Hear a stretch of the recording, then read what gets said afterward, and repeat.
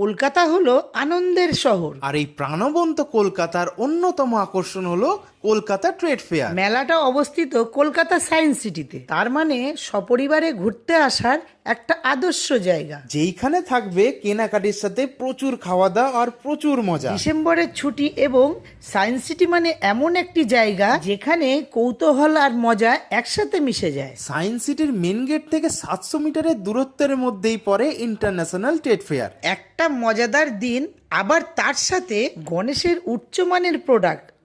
দারুণ। প্রতি বছরের মতো এবারেও চলছিল গণেশের স্টলে বিভিন্ন অফার।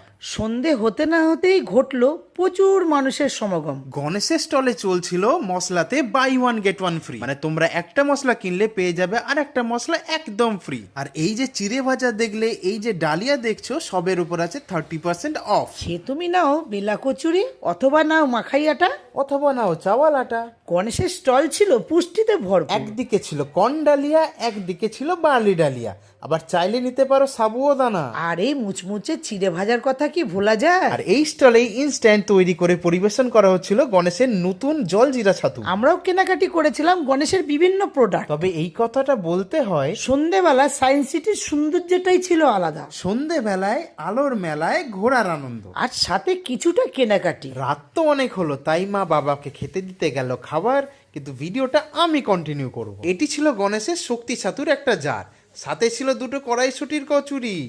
1000 টাকার উপর কেনাকাটির জন্য পেয়ে গেছিলাম গণেশের তরফ থেকে একটা ব্যাগ, মায়ের মুখের মিষ্টি হাসির সাথে গরম মশলার প্যাকেট।